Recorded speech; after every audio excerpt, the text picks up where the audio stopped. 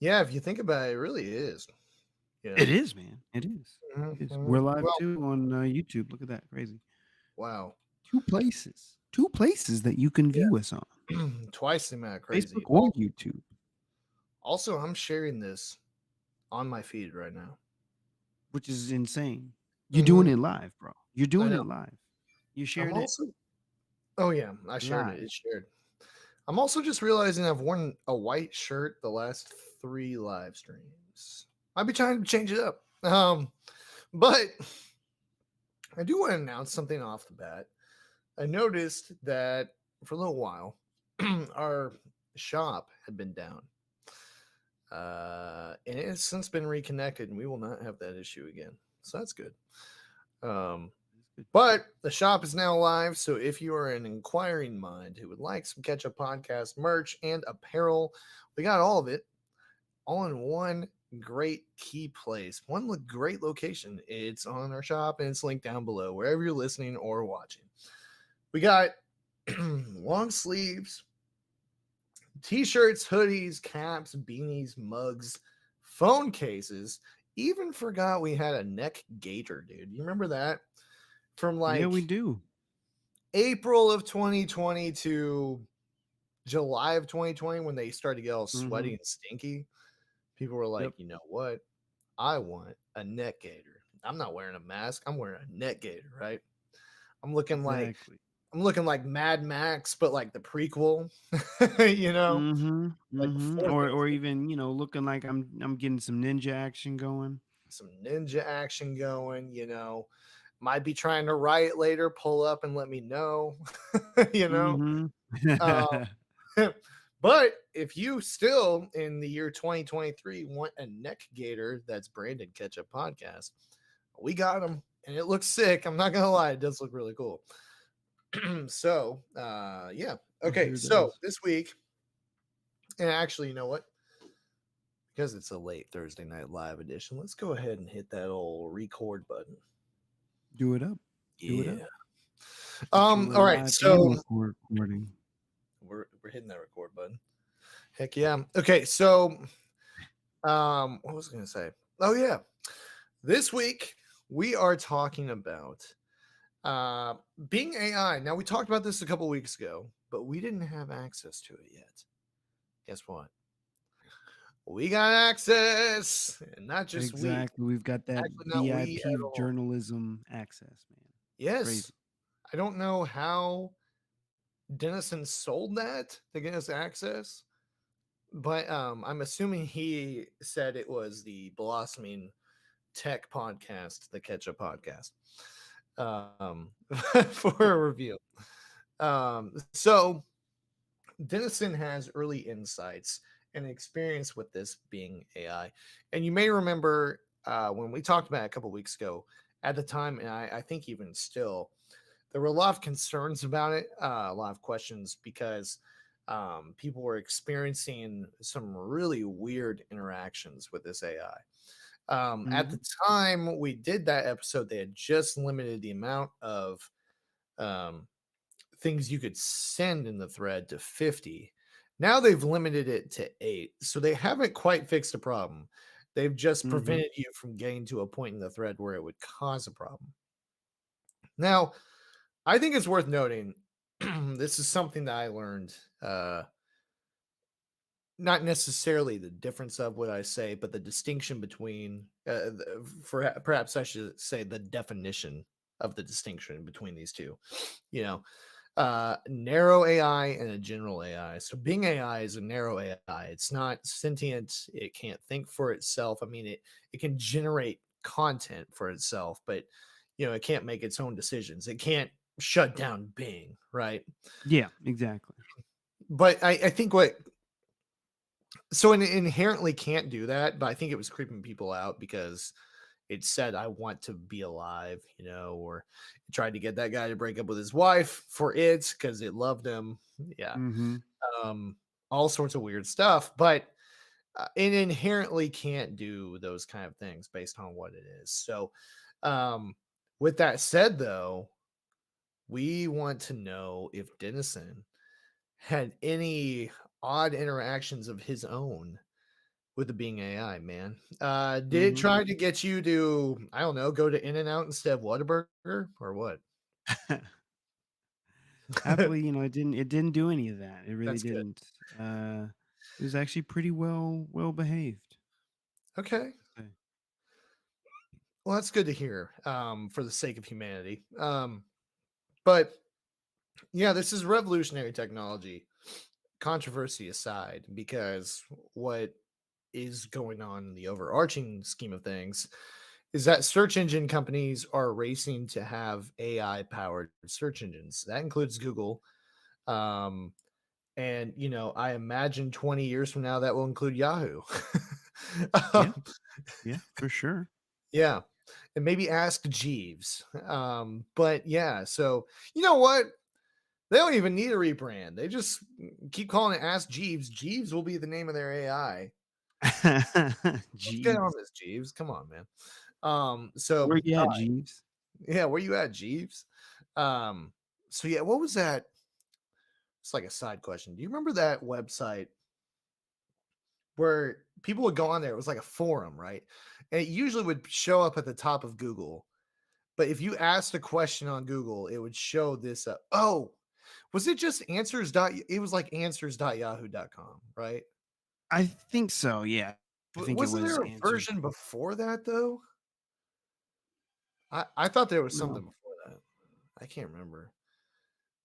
no. Anyway, yeah. It Well, was nice because it had a kind of a community forum feel, and you really could get some pretty decent answers from people. yeah. Oh yeah, for sure. Regardless, all these things are going to be completely different now because of search engine optimization. We talked about it before. We want to talk about it in more in depth and based off our firsthand experience. So let's go, as I always say, ahead and get into it. I'm eating crackers, man. Eating those crackers, bro. Mm-hmm. You gotta stay up on your saltines, bro. You know? Oh no. Oh god, no. Saltines. I'll be barfing, dude. These are Keebler's Club crackers. Oh man. Oh, the club crackers. Oh, look at you. The little Look at elves you and made your fancy self. little elves made these, bro. Got them on bulk at Sam's Club. Probably still be eating these in 2025. Mm-hmm. That's true, man. They'll probably still be good too. Yep. Now look at it. Never respect it. Yeah, it's good stuff.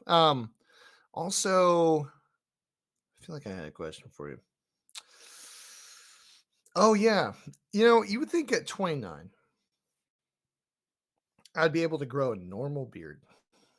But yet, it does the same thing that it's done ever since I was 17 years old and just stops right here. And then I Why turn you this way, and it looks like I'm trying to be the bad guy in like a 70s Batman film. Yeah. Yeah. Yeah. I'm just stroking my goatee the whole time. Hmm. This will lure in Batman. Yeah, I have you now, Batman. I know. Or even like some weird spin-off of a James Bond movie. It just doesn't look good, you know. Nice of you Mm-hmm. to No, join you're us, right. Mr. Bond. It is over, Bond. Why are they all so cordial with James Bond? Have you ever thought about that? Like they genuinely want to kill this man, but every single bad guy's like calls him Mr. Bond. They're all dressed nice. They serve him well. I'm like, if I'm James you Bond, know, even when I meet the bad guys, I'm eating good, you know? no, you're not wrong. You're not wrong. I mean, hey, they just wanted to um I don't know, man. They just wanted to be chill Good with host, them. you know? Maybe they really liked Bond, right? They wanted to be friends, but everybody has to play their part. So Yeah, they're like, yeah, I'm a bad guy, so I'm gonna yeah. do bad things, but I we're want to cool be a though. friend, but you work for them, I work for these guys. We just can't do it. Maybe a Exactly. hot take, but hear me out on this. Mm. The evil layer is actually an Airbnb, and so they want to keep their ratings up. So they just serve him really well while he's there. You know? You know what? I can see that. I can see that. I think that's probably what it is. I think Um, you're right. yeah, I'm glad we solved that. Hey, Um, everybody's got to have a side hustle. yeah, what right for real? Even in this economy, yeah.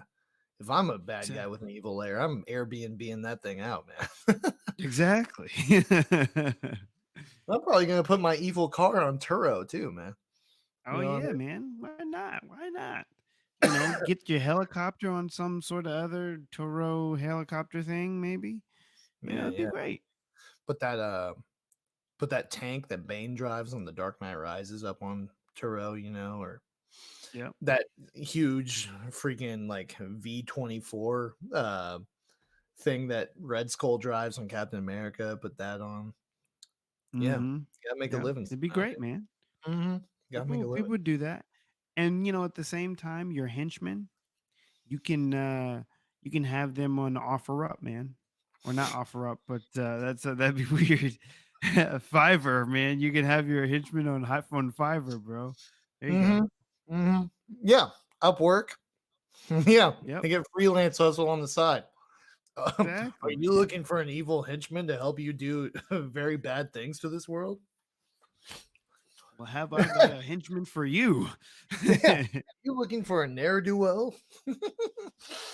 Yeah, that's awesome. Yeah, it probably is. Oh, I'm glad we solved that. All right, Yep, man. let's roll the intro. Let's do it. 3, 2, 1. What's going on, everybody? I'm John, And I'm Dennison. and this is the catch up. Perfect.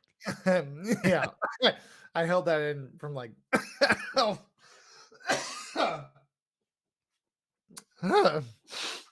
from like All right. before. Yeah, I'm good. I'm great. Oh man. All right. Let's see. Yeah, let's go ahead. 3, 2, 1. Before we get into our topic, I want to remind you guys the three best ways to support this show. Number one, gotta wait for it. There it is. There it is. A wag of the finger. Number one, the best way to support this show is to simply leave us a rating and review. I've actually reordered the top three ways. And number one, the easiest way, leave us a rating and review. Let us know what you think of this show and subscribe if you like us. Wherever you're listening, wherever you're watching, you can leave a review and let us know what you think of the Catch Up podcast. And that helps us grow and that helps the algorithm know that people are reacting to this show. Number two, jump on the live stream. 2, there it is. There's your number association for you. Heck yeah. Oh, wait. Well, no, it worked. So let us know what you think of this show, but then hop over on the live stream, interact with us in real time. As we record the audio episodes, we are live streaming them on Facebook and on YouTube. Just search our podcast title and jump in the discussion in the comments section. We'll interact with your comments, and we'd love to know your thoughts on every topic that we discuss. And number 3, oh boy, oh man, whoa, that's a flex. Wait, that's a mouse. Oh my god, he's got two phones. Man, Rick Gates over here. Dennison's going all Rick Gates on him. Number 3, aka the number of inches on my forehead right now. Go over to our shop and support the show monetarily. We got hoodies, beanies, hats, t-shirts, and long sleeves, along with phone cases, mugs, and even a neck gaiter if you still are interested in some of those. Go over there and support us financially, and it will be shipped directly to you. So with that said, thank you, Dennison, for helping us get those three things out of the way. What would you, why don't you start us off, man? Tell us about the experience with the Being AI. Now, Dennison did loop me in on some of this, Mm-hmm. which was cool. Yeah. Yeah. And let me be a surrogate question asker. But yeah, I want to know what this was like for you and what you experienced. It's been pretty good so far. So I haven't had a huge. I've been going on and off. I'll say that it hasn't revolutionized my searching yet. Right. I just today was able to use it for looking up something for work, and it did pretty good. Um, it still needed a little bit more coaxing, I guess, or just like I needed to do a better job of phrasing things and stuff like that. So it's still similar to like Chat GPT, where you won't get the best answers unless you can properly set it up, right? Um, but in the encounters that I've had, it's been pretty good, honestly. It's good. It's been pretty good. Now, like you said at the very beginning, they have changed the amount of responses that it can do. So I think it's been pretty stable because of that. Mm, But I think in this application, it's not too short. And what I mean by that is like usually when you're searching something, I feel like you're not drilling down eight, like more than eight times, right? Um, and I feel like each of your responses are each of those responses that it's giving. And I should really say this is it's eight responses that it can give, and then it cuts you off. okay. And later on in the today or in the episode, I'm going to show you guys some of the, at least for those of you who are on the live, or even who are watching on the video playback, you'll be able to see this. But I'll actually show some of the responses that I got, and then of course we're going to do some fun activities with it uh, on the show. Um, uh, but yeah, it can only give eight responses. Um, and then once it does that, it locks you out from making any more requests. And then Mm, it forces you to refresh your chat, and then you can ask the next portion of questions. Now you can re-ask the same question that you did, say that you stopped off on, but it doesn't really have a good um memory. Now, I've heard of people being able to actually get it to remember previous conversations. I didn't push it that far. That's one thing that I will say that I didn't do a lot of sure. this time, is I didn't push it. I didn't push it like I know some other journalists have, Yeah. because I wanted to get kind of like an unbiased opinion, as well as I wanted to see how it would be for like normal users, right? Not Right. just people who like know what the tool is Yeah, well, and and trying to. I think that's key, man, because I think what we've seen a lot of is people that are trying to exploit it almost, and just see where its faults are in very extreme cases. And of course, there's a place for that because there are going to be people out there that try to manipulate this thing. But for the average person, yeah, we want to see what you experienced, and so I think that's a good way to do it.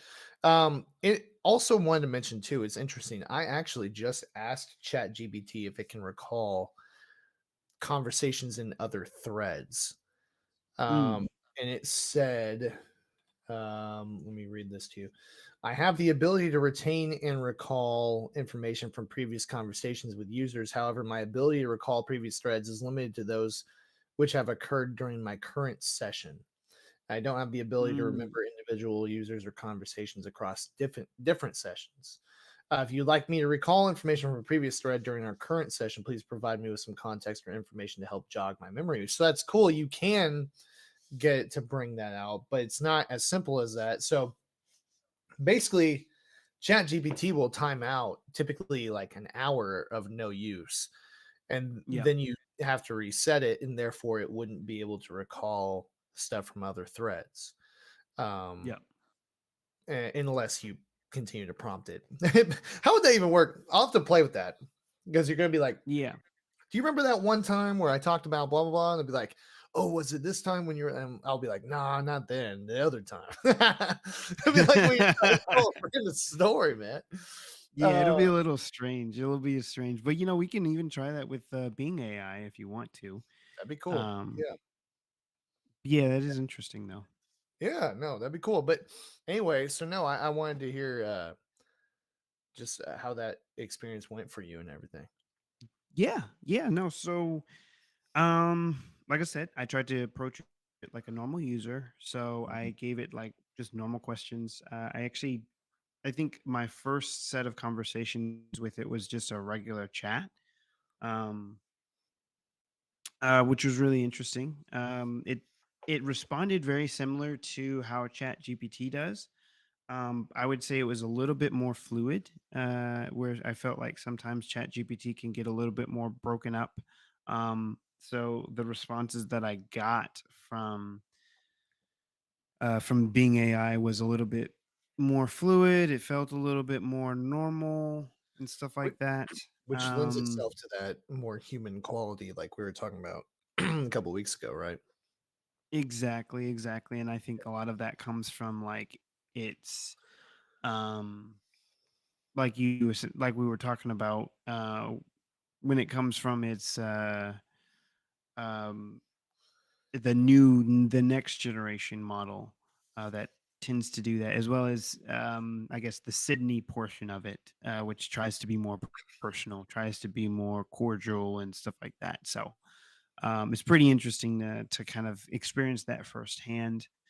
Um, and then I hit it with some just regular searches like I hit it up with, I'm thinking about I'm trying to figure out what I want for dinner. Um, what would you suggest? Yeah, Um, and then it was cool because it would give me some suggestions of like different meals that I could cook, and then it would also and then it would the cool thing about it too is wow, that it would prompt me after every question that I did. It gave me another prompt. It gave me another it would usually say, here's a couple of things that you can do.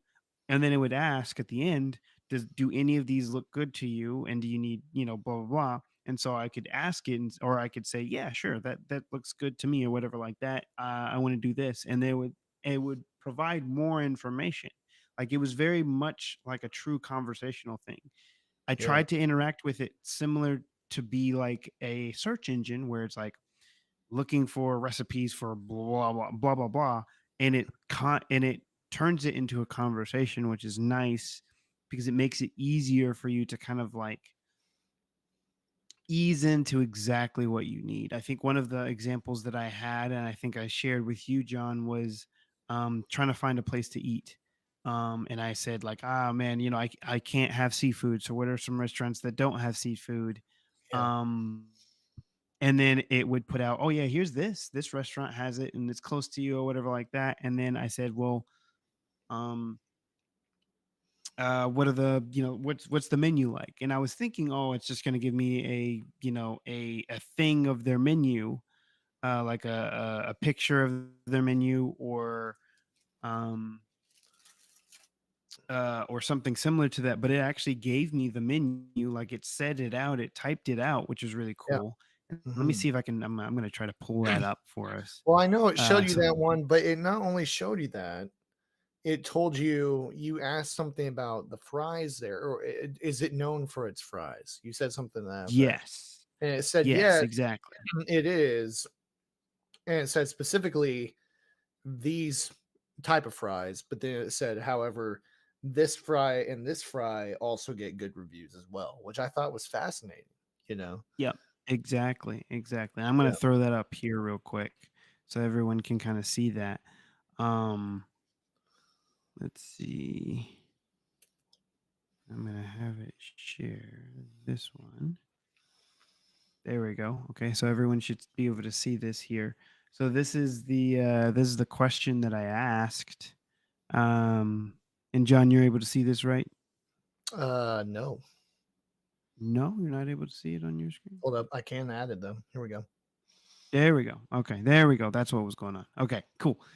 um, so I'm gonna actually try to zoom in a little bit here, so that way it's a little bit easier for everybody. There we go. Cool. So this is and one cool thing about this too that I think was really neat is that they have an app. So Microsoft has an app so that way you can chat directly with Bing. Of course you can do searches on it, but it's you can search on this app perfectly fine, right? So Well, on and I in think this can we pause on that real quick? I know you're about to yeah, dive into this, but I wanted to no, mention no, go this. on. I think it's interesting because it's also readily available on your desktop now too. Now, granted, you still have to go in and say, I want to be on the wait list because there's still like limited access to it. Mhm, But yeah, they already have integrated it into their Bing on Microsoft Windows, mhm, which I found fascinating too because it's still in the learning stage and that's how serious they are about it. They want to get people involved. So anyway, I yeah. just found that interesting. But go ahead, man.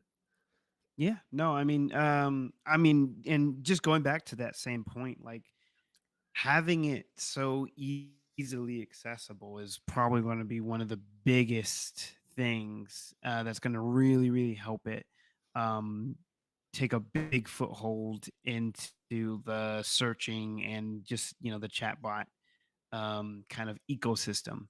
Mhm. Because I think for some time, even though technically you can access Chat GPT on your phone, sometimes it's a little janky. Sometimes there's a few things that make it a little bit harder and stuff like that. Like for me, for instance, I find that I have to clear my browser cache a lot on my phone for me to actually be able to access it. Really? Um, Okay. yeah, yeah, it gives me issues. Hmm. Um, and so this gives me a way that's so much easier to interact with it. Yeah. But Yeah.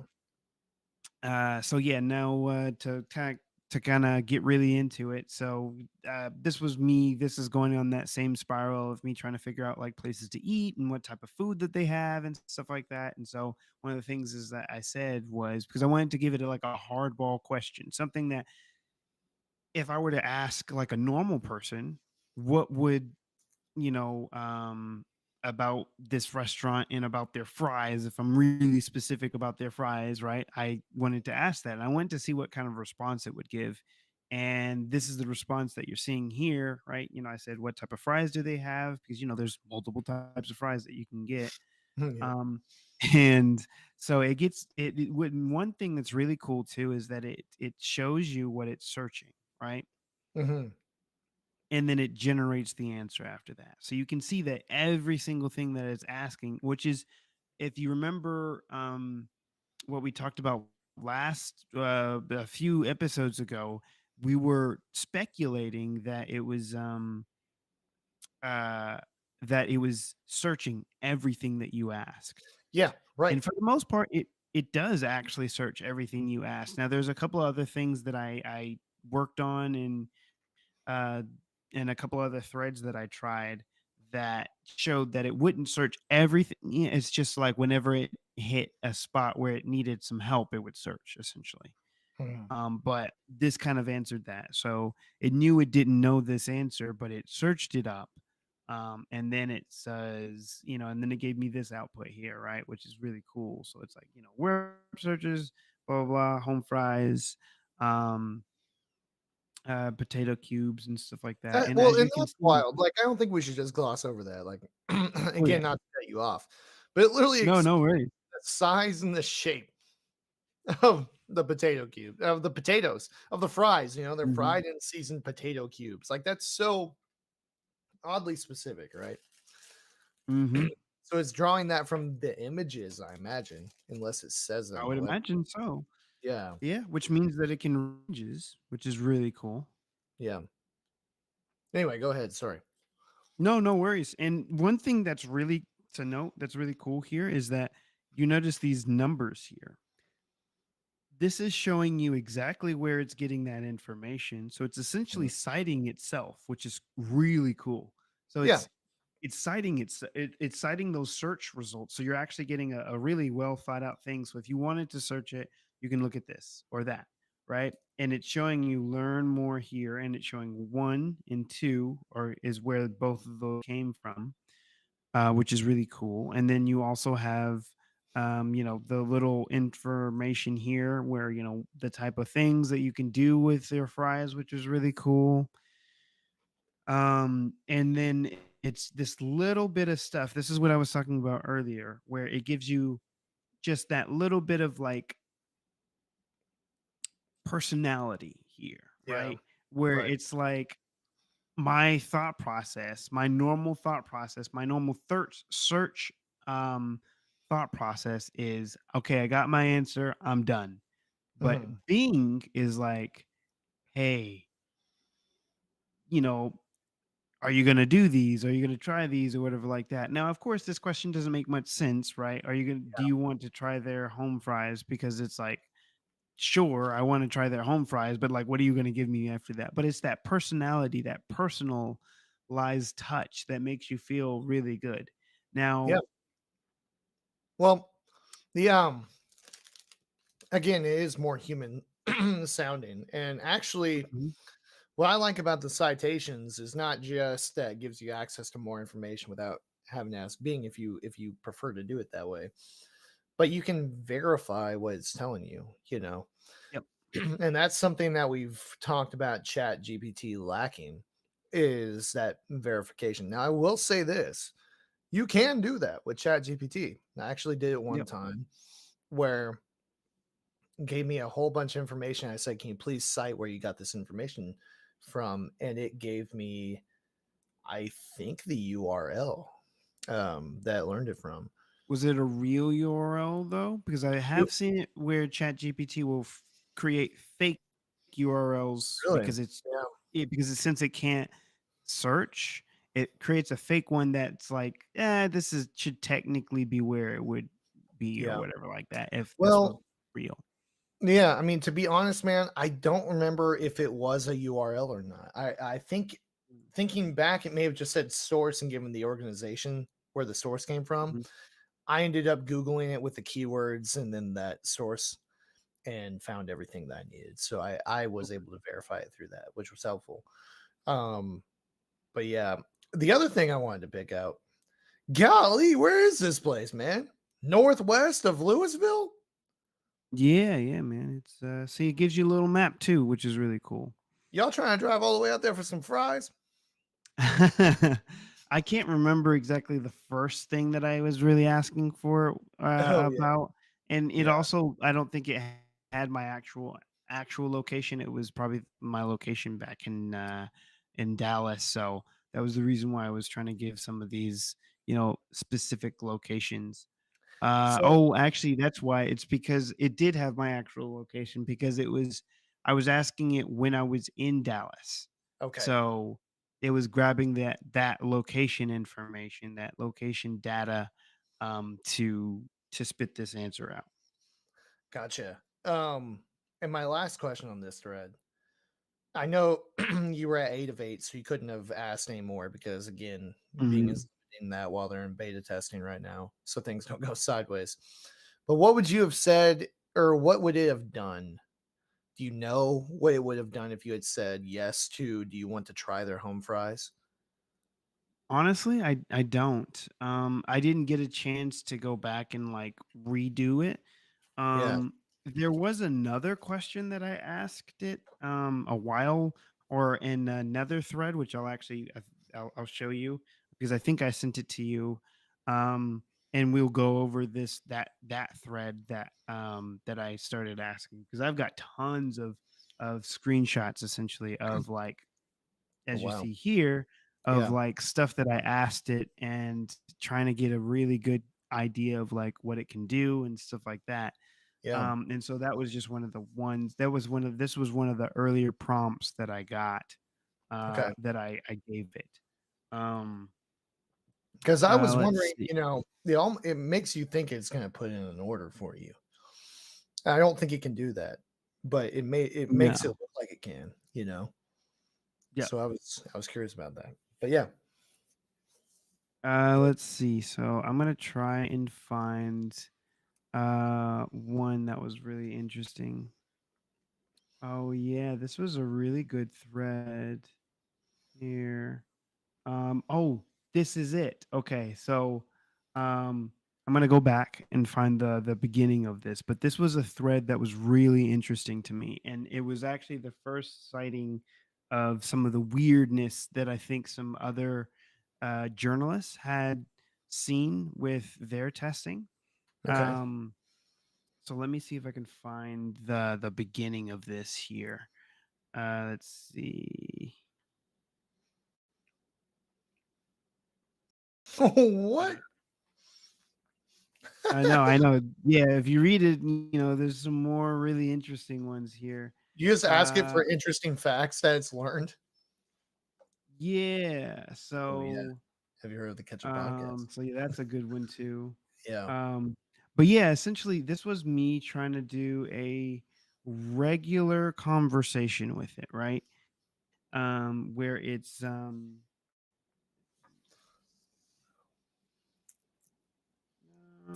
it's the, no, I already know those.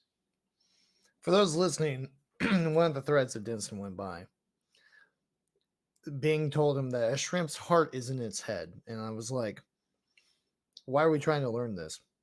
Yeah. Also, think of the amount of hearts I've eaten, shrimp hearts. Just kidding. You take the head off those things. Yeah. Okay, so I think this is what we want to go for. So yeah, this was when I was just asking it for like interesting facts. I Okay. There was something exactly that I said. I don't think I took the picture of. I can go back to one to see. Oh yeah, this is it. This is the very beginning of the thread, right? So this is the one that actually gave me some interesting stuff because I really wanted to. This was my first attempt, kind of just using it as like an actual chat thing, right? Outside Yeah. of outside of trying to search something, but actually just trying to chat with it, see what it can say, what it can think, what's going on, right? Try to see a little bit under the hood, but not try to provoke it, which I feel Mhm. like some other journalists have kind of tried to do. So Absolutely. I just did normal stuff, right? How are you doing? Doing great. See, it's cool because it's got like emojis that actually make sense in the correct content and Yeah. the correct contents. Mhm. What's it like being Bing, and it's just kind of cool because it's showing, kind of, you know what? I'm gonna zoom in here for Yeah. everybody so that way they can see. Want to make sure that everybody can see what's going on. So yeah, this is that first portion, right? This is the next spot here. After me asking about, what's it like being Bing, which is really cool.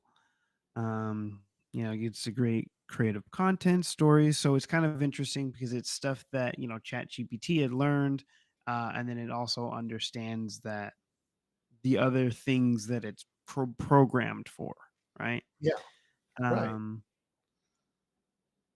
and then this is my last question that I asked it, which was, and that's the one that we kind of saw a little bit of, which is, that's really cool. What's the most interesting thing that you learned? And so that's when, and as you can see here, this is what I was talking about before, Mhm. when I was saying it doesn't technically search everything, but it does tell you when it does search.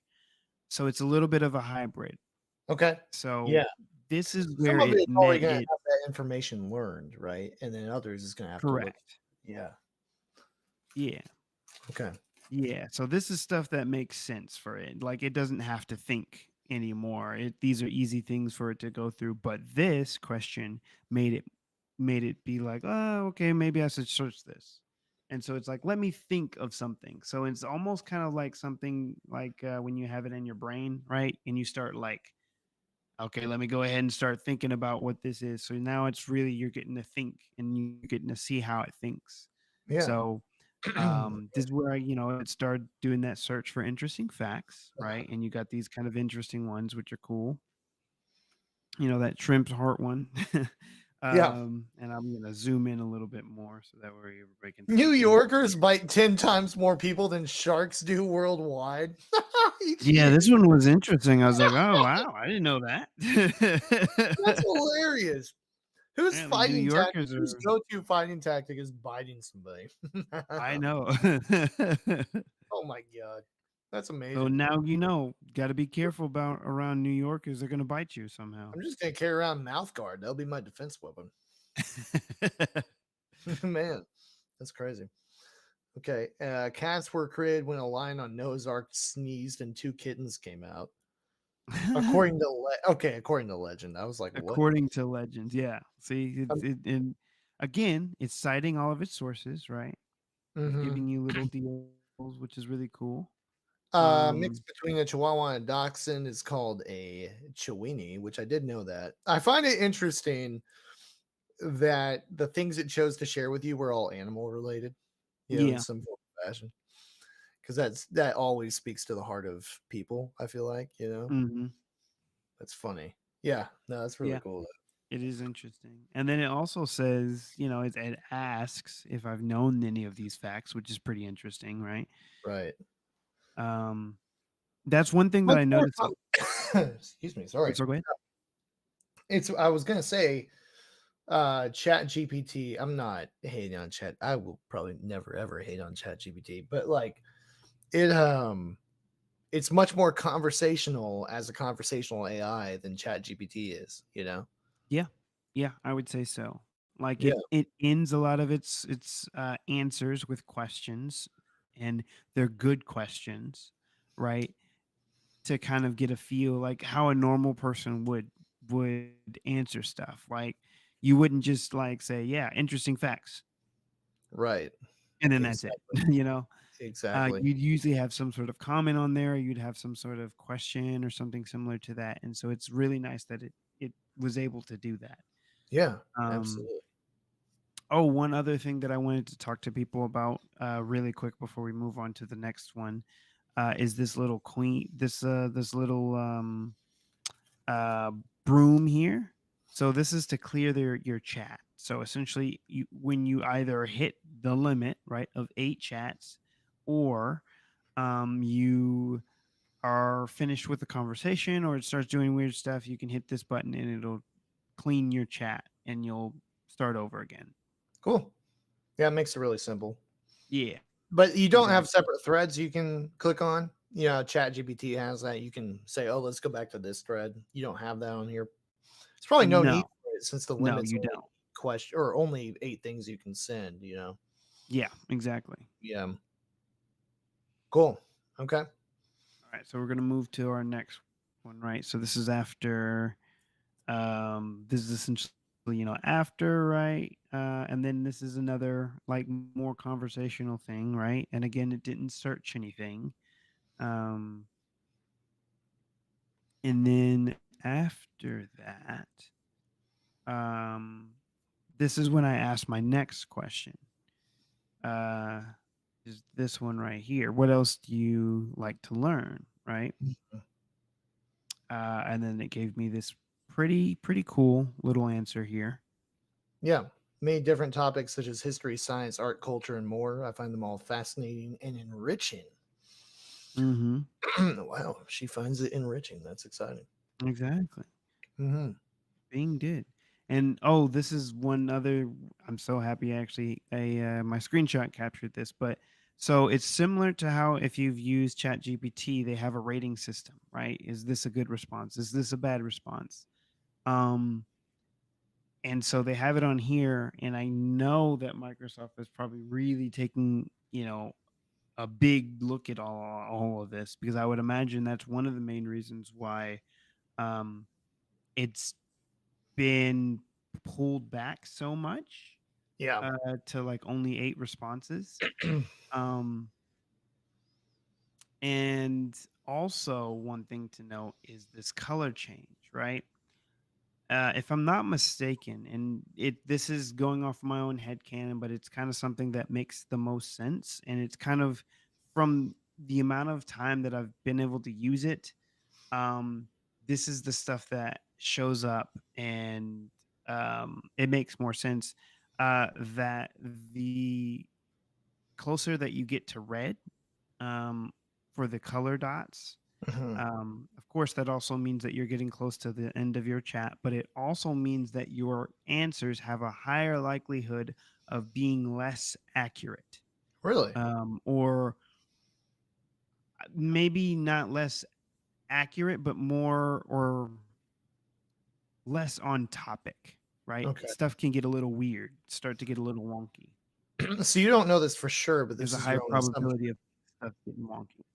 Gotcha. Yes, these assumptions, because I noticed when I got farther, got closer and closer to that 8 mark, Yeah.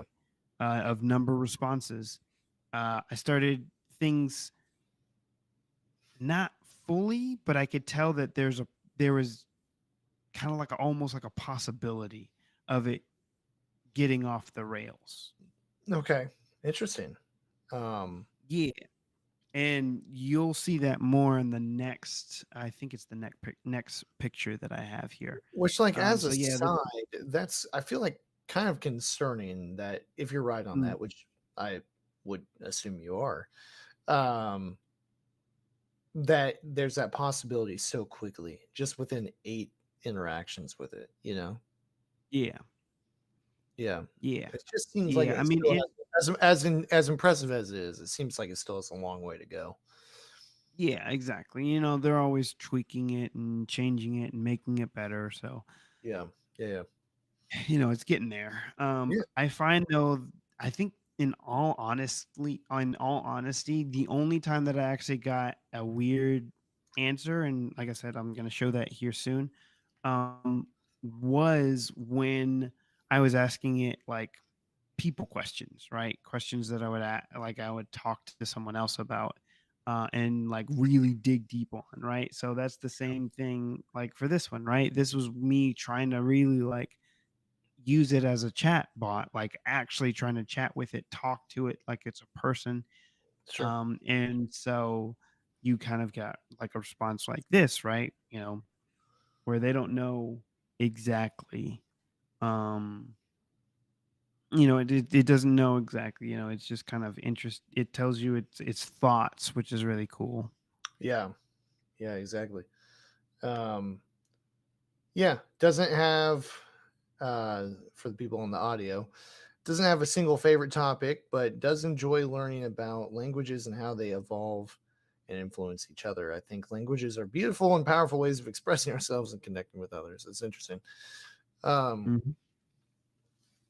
it's an interesting way to think about that, Mhm. because I think a lot of modern society look at language as like ways to divide us, Yeah. but like primitive, it's all about perspective, man, because primitive societies would say, wow, that's amazing, you guys can actually talk to each other. Yeah, that's true. Yeah. It's very true. It's very true. And it makes so much sense for a language model like itself. Um, Right, yeah, yeah, of course it's going to be involved and invested in language. exactly. Yeah, that's cool. And so this is where I had my first glimpse of a strange occurrence, right? Yeah. So this is a very simple question, or it's a question that I felt was simple, right? Um, which is how many languages can you speak? And this is, of course, something that um, came off of the last one that I asked, which was just, what's your favorite topic or favorite language or something like that. And so I said, how many language can you speak? Right. Mhm. Something simple, especially since it's a language model. I would think, oh, well, it's going to say blah, blah, blah. Yeah, So this is similar to kind of like what I talked about a few episodes ago, where a journalist it started typing an answer and then it blipped for a second and then it said, sorry, I can't answer. So for our listeners, right, what you're seeing here, it says, I'm sorry, I don't know how to discuss this topic. You can try bing.com for more information. So, but it was trying to write something else before, and I can't remember exactly what it was going to say, but it started like it got about, maybe a sentence in, and then it blipped for a second. It essentially um, did like the backspace all the way through, and then popped this up. that's so So it weird. was going to respond in strangely. It was going to respond in a weird manner. Yeah, yeah. I mean, that is strange because as we talked about a little bit offline, it's like it knew that it was going to say something wrong or incorrect, or yeah, and Like maybe in outside this, of its parameters. yeah, and I think in this situation, based off of your assumption with the color, coordinating of the risk of it being wrong and that type of thing. I think that that's probably a good thing that was able to catch that. But what it is weird to see it actively process that, right? And be Yep. like, oh, nope, this is bad. You know what? I'm going to just say the failsafe thing, Yep. Exactly. Yeah, that was kind of really interesting to me. And so what I did too, and I kind of wish I would have asked it one more time to see if it was going to give me the same response. Right. But I didn't. So what I ended up doing was I cleared our conversation. I moved over to a new conversation, and then I asked the exact same question again. And then what it said was, I speak many languages. Um, and it listed out like a whole bunch of languages, and it says, "What language would you like me to speak to you in?" Oh, wow. So And then instant. so it, yeah, and so I got to choose what language. I said English, and then it's like cool. And so it was like a perfectly fine answer. Um, That's amazing. and so it made me wonder like why it caught itself here, but it didn't catch itself in the other one. Yeah. Yeah. I mean, something about it had to be confused. Um, Mm-hmm.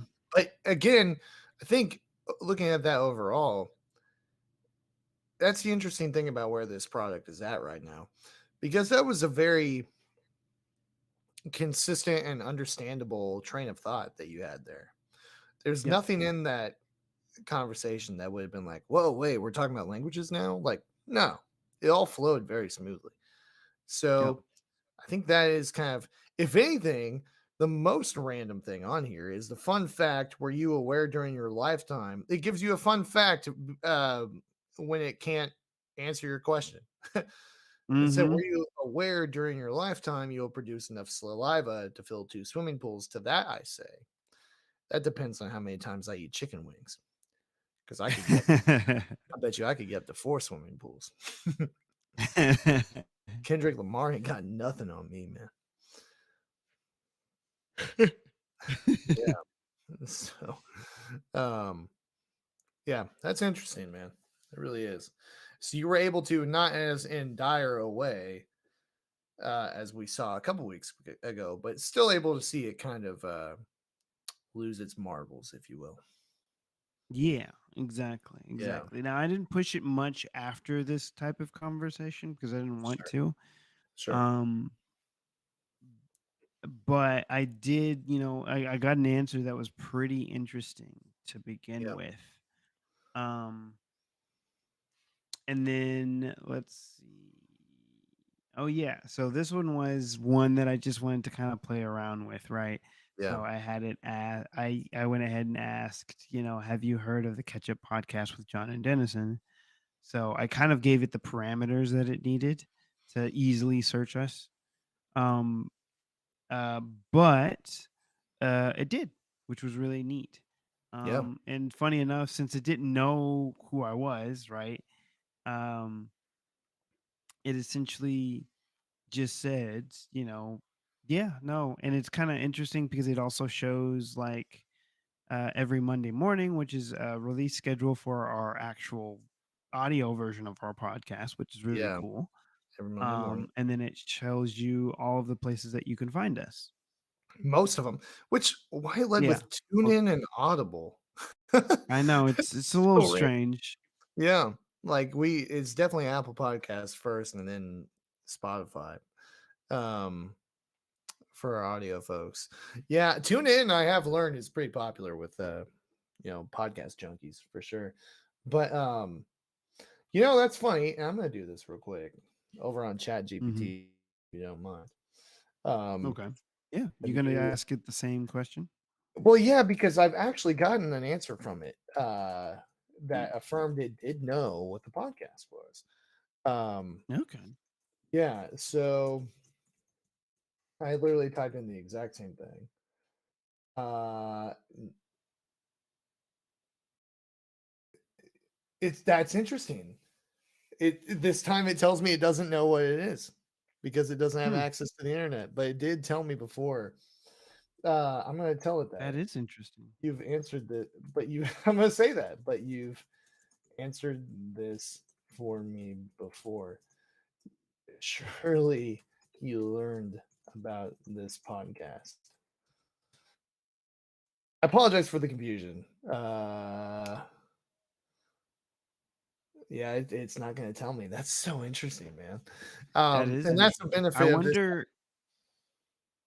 Wait, Go what? ahead. Sorry. Well, that's the benefit of the Bing AI type of model is because with the internet access, it's never going to do things like that, like give you information that it was taught via the internet and then not retain that information or pretend not to know it because it doesn't have access to the internet, you know, Yeah. Yeah. currently. No, you're right. And I think maybe that was probably put in place so that way it wouldn't continue to try to give like confidently wrong answers. Like it doesn't know, but it's like, well, I'm gonna say that I know. Yeah, um, and then go ahead and just write something out. But yeah. um yeah, I mean this is pretty interesting one that I had. And then let's see. Oh yeah, this is essentially, I think if I'm not mistaken, I asked it after this. I essentially said like, um Oh yeah. So you asked, go back for a second. What would you ask it there? Do you have it? I see I'm actually trying to remember what I asked it. Let's I think see. you asked, yeah, what's your favorite episode? And Oh, yeah, this is it. Yeah. there you go. Yep. And it says, I'm glad But you yeah, enjoyed that podcast. I don't have a favorite episode. Wow, Sydney. That's the for those who don't remember, that's the Bing AI name. Wow, Sydney, you don't have a, well, hopefully you do now after you watch this episode.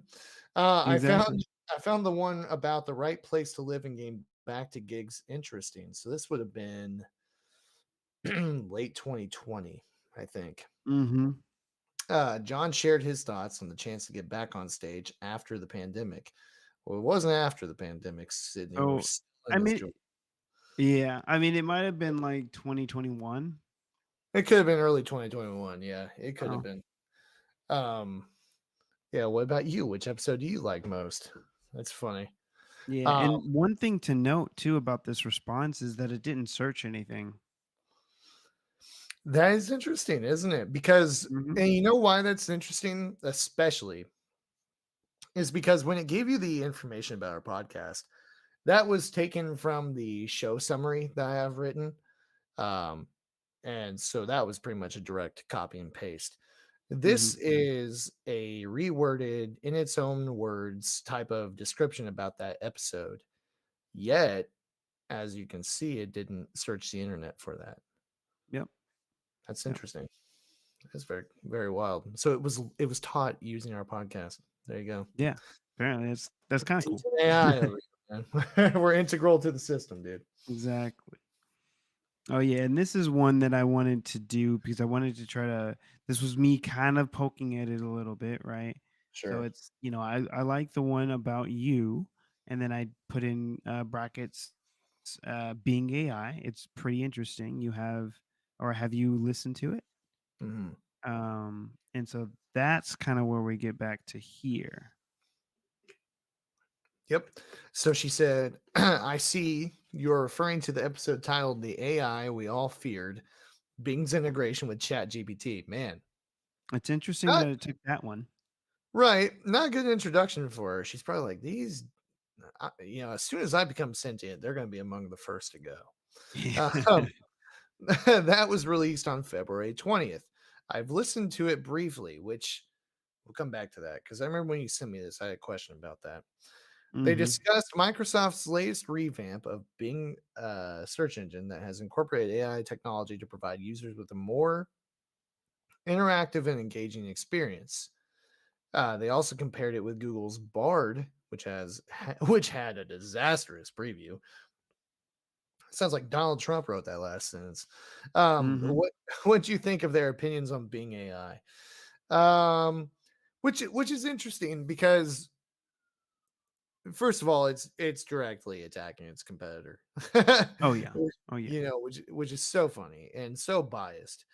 And it just kind of makes you think about any other biases I could get, which I've never questioned with Chat GPT, because literally from the moment we started using it, we decided we're going to do a podcast on it that day. And I asked it, we're going to talk about you. What should give me some talking points? And one of the key talking points was the ethical risks that technology like this could present. And I was like, all right, I'm sold. Like, this thing's not trying to manipulate me. You know what I mean? Mhm. Exactly. Yeah, it has a very neutral stance. That's Yeah. what we But want, right? yeah, but that, which to be fair, Google has not had a great preview with their AI. Yeah. But That's true. And if you notice, it cites New York Times that is interesting. Yeah, it does. for Yeah. its where it got that information about Google's Bard uh disastrous preview. Yeah. Um, sorry, I got distracted there for a second. I don't know if probably not being picked up on the mic, but there's like a bunch of sirens. Oh um, man.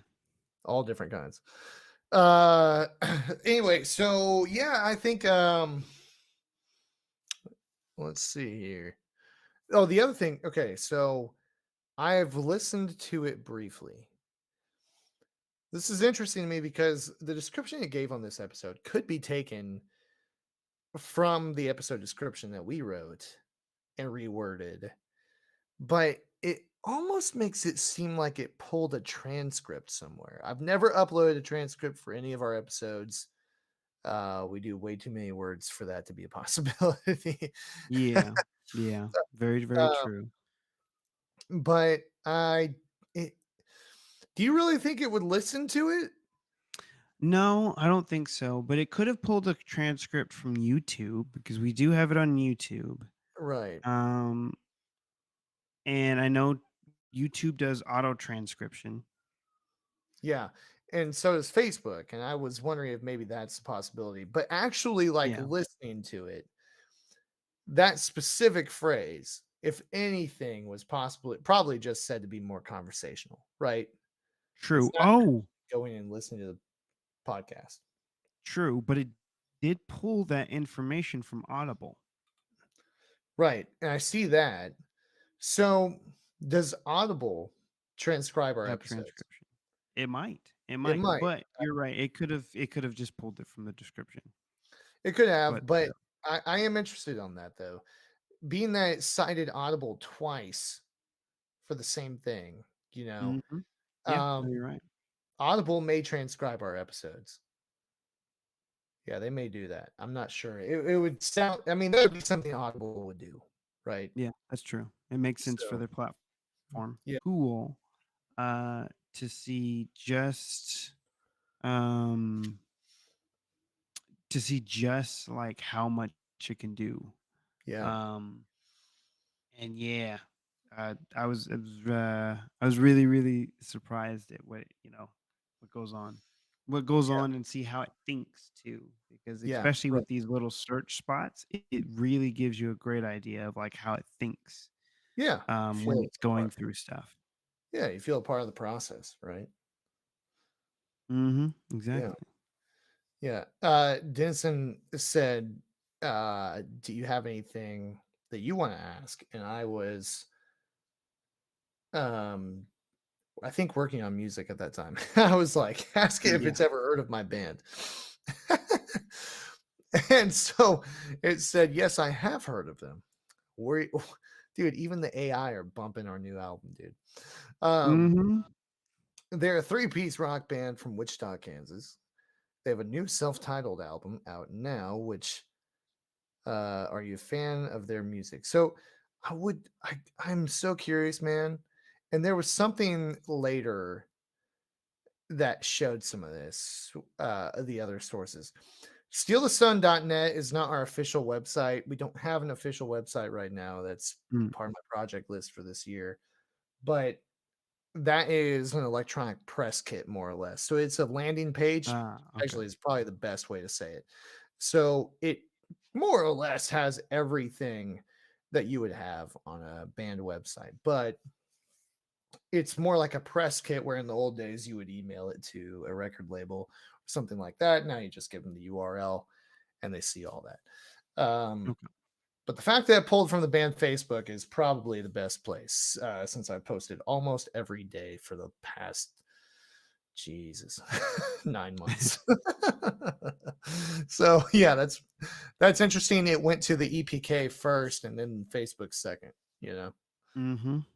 But Mhm. yeah, I'd be interested to know what the other three sources were for.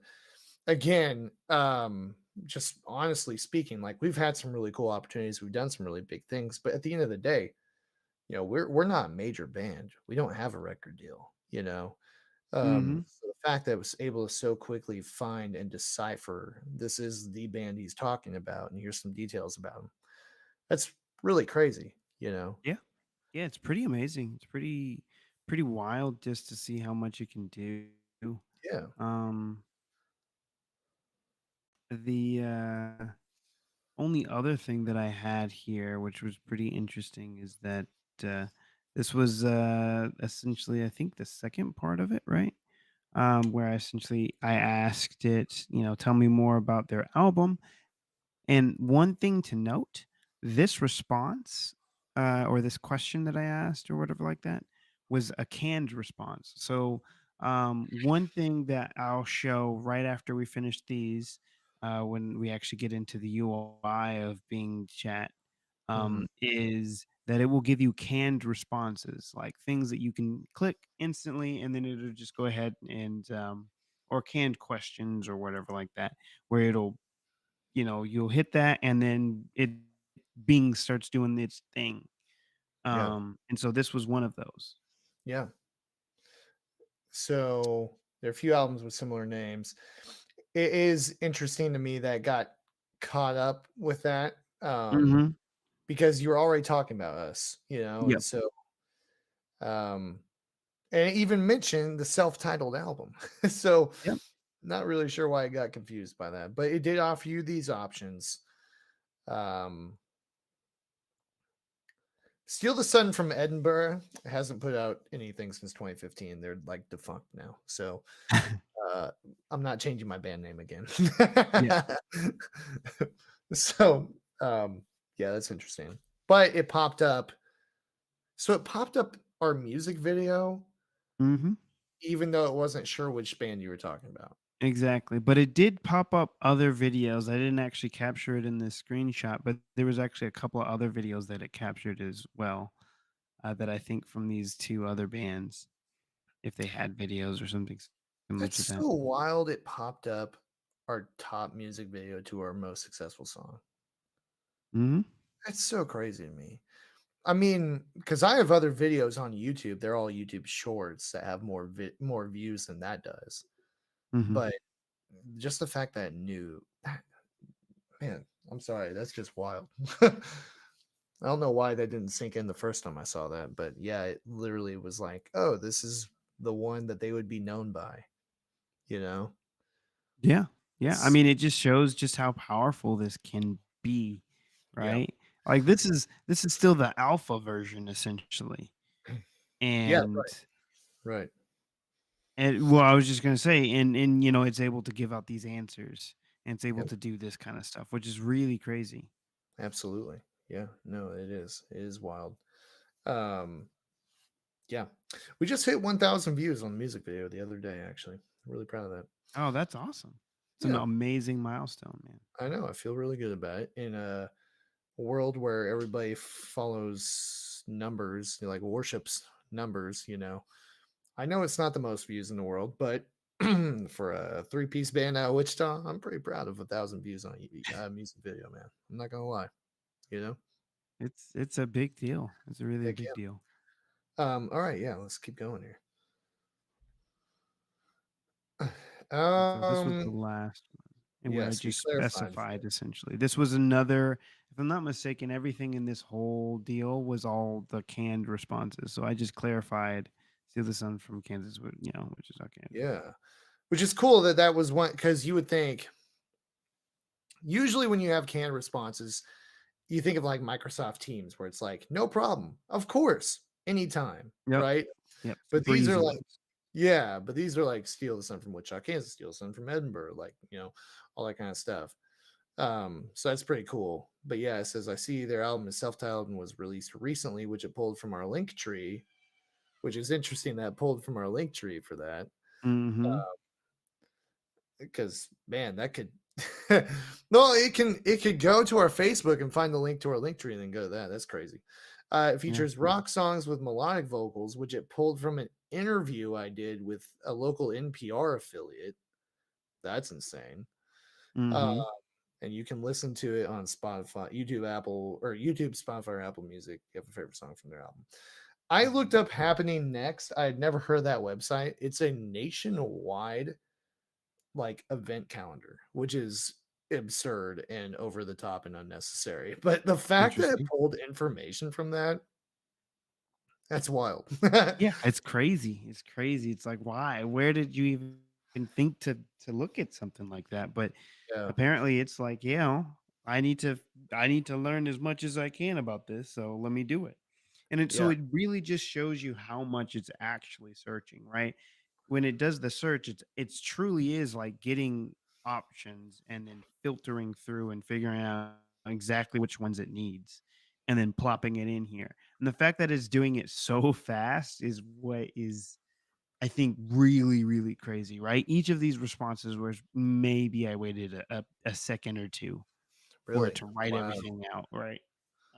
It didn't like have a long pauses or holds. It was just like search, boom.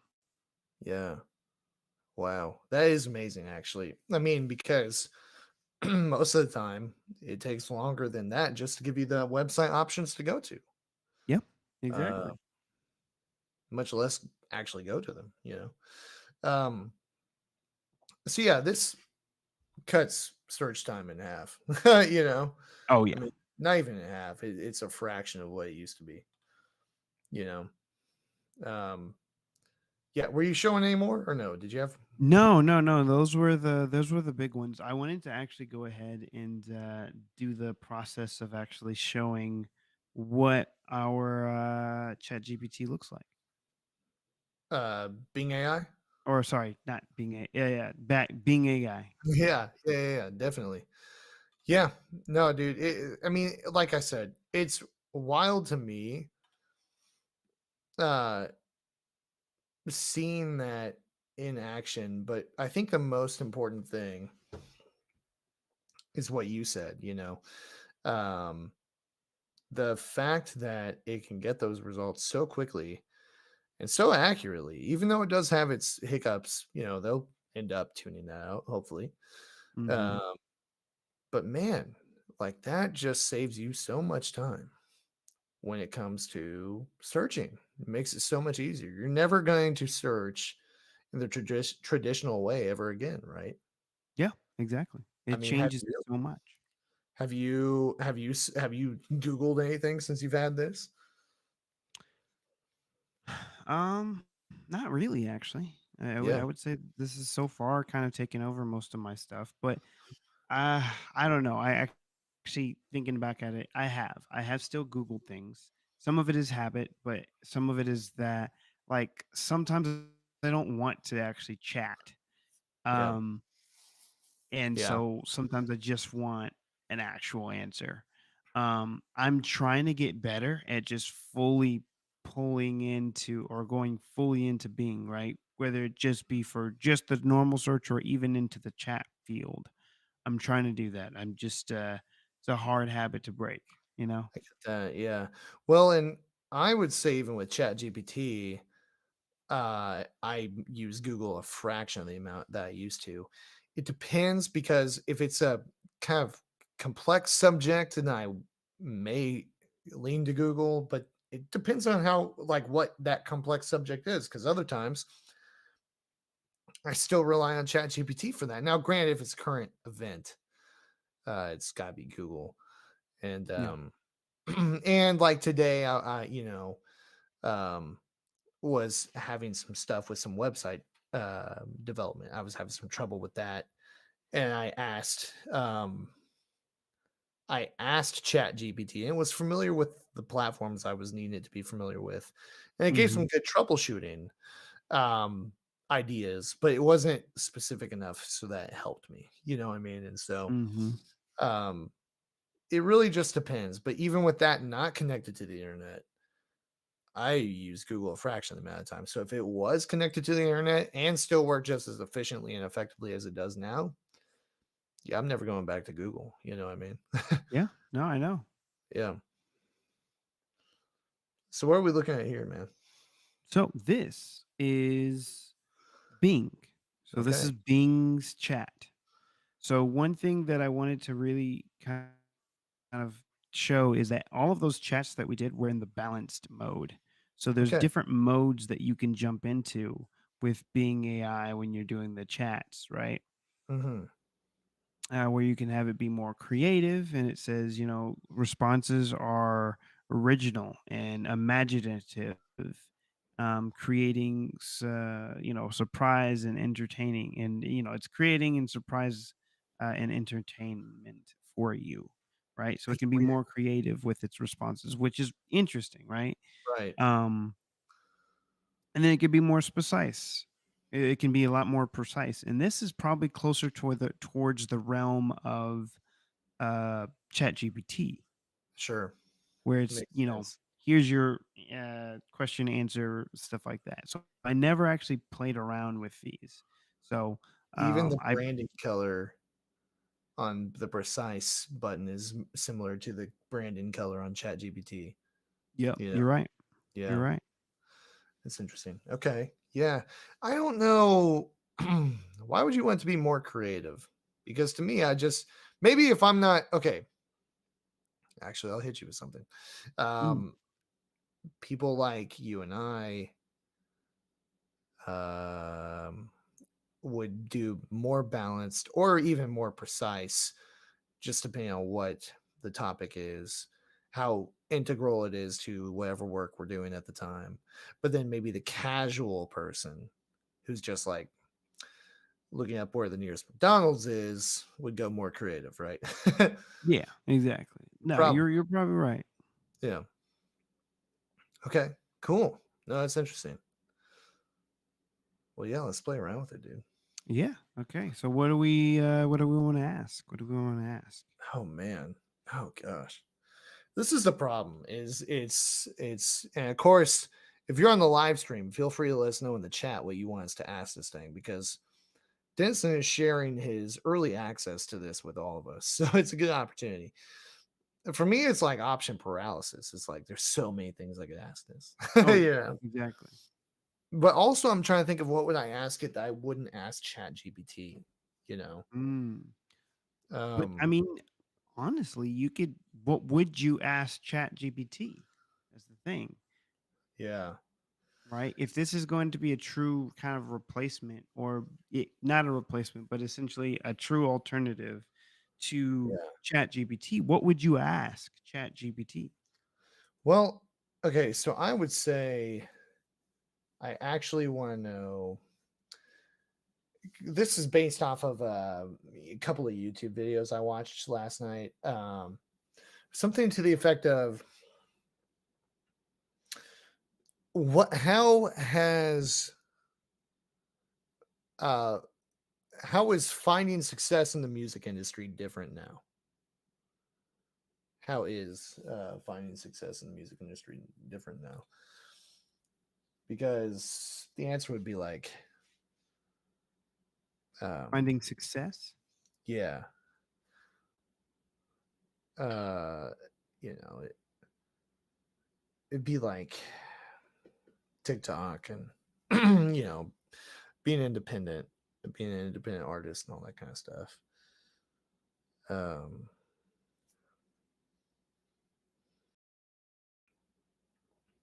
But one thing that's kind of interesting too, because it also is like predicting my text to go right. through it, which is really cool.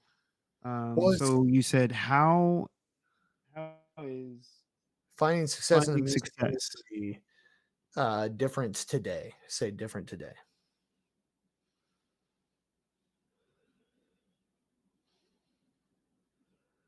Yeah. Right out. Boom. Let's give it a shot. And we're in the creative field, so this will Oh, be you're a interesting. creator? Yep, we're uncreative. All right. Yeah, maybe it's just different voices, Maybe. all same answers, just different voicing. Finding success in music industry today is different from before because of several factors. Some of them are music industry is constantly changing. To keep up, you need to stay informed about the latest trends, technologies, and opportunities. This is according to berkeley.edu, which has one of the best music programs in the entire world, and Forbes.com. You is that the second one? Yeah. You can meet or you need to meet others in the industry and build a strong network of contacts and collaborators. You can do this by attending events, joining online communities, reaching out to potential mentors. Mentor thing is interesting. Mm-hmm. Outside of the online communities, that's no different than it ever has been. Like it's every industry always been about networking. Oh yeah. You need to invest in your future with internships and working on campus. This will I help don't you know. gain valuable experience, skills, and connections that can boost your career prospects, which that was taken from Berkeley. So that's why it specifically said on campus.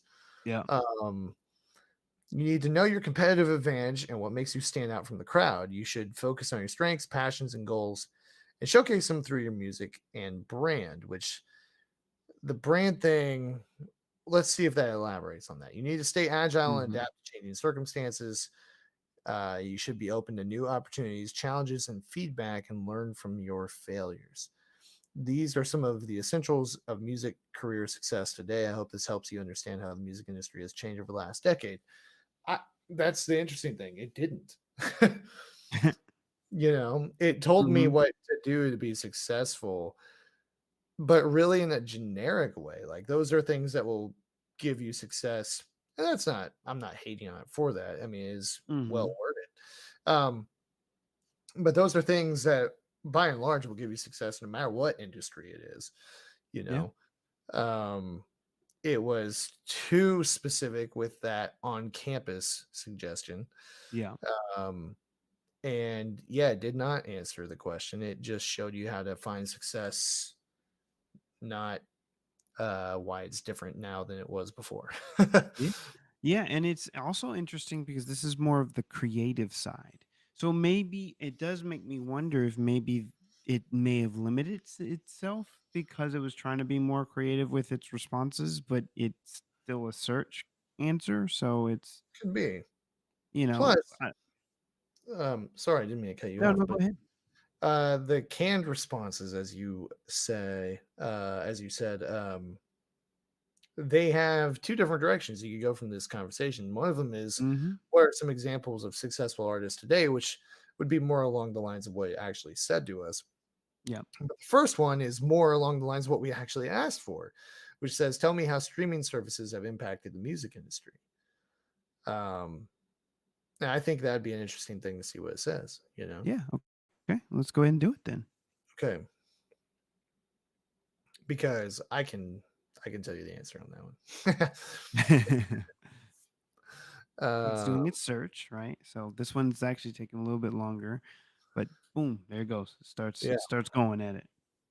streaming services have impacted the music industry in many ways. Some of them are streaming services have increased the revenue and growth of the record music business, making up 83% of national revenue from music purchases. You want to know why? Because for every stream, an artist only gets a third of a cent on Spotify. A third of a Which is cent. crazy. And if you think about it, say somebody streams your whole album, right? And um, so you get the whole album streamed. Say there's Mhm. 10 songs on it, you get 3 cents from that, right? You get three whopping pennies. Whereas back in the day, right, you would have had a contract from like if it was $10, let's say the album had 10 tracks on it, it was $10 an album, and you sell it, and you have in your contract with the record label 10% of sales, and you get $1, right? So Mhm. 3 cents versus $1. That's why the profit's so much larger because of streaming services. Um, sorry, could you scroll back up? Mhm. Okay, cool. Um, Revenue and growth of the recorded music business, making up to 83% of national revenue for music purchases. They have also helped to revive the industry after years of decline due to piracy and physical sales. Streaming services have also changed the way that consumers listen to and purchase music. They offer millions of songs from thousands of artists for a recurring fee each month, allowing users to access music at a much cheaper rate than previously possible. They also enable users to discover new music through personalized recommendations, playlists, and social features. Um, Streaming services have also affected the way that artists create and distribute music. They have given artists more control over their careers, allowing them to reach a global audience that without relying on traditional gatekeepers such as record labels and radio stations.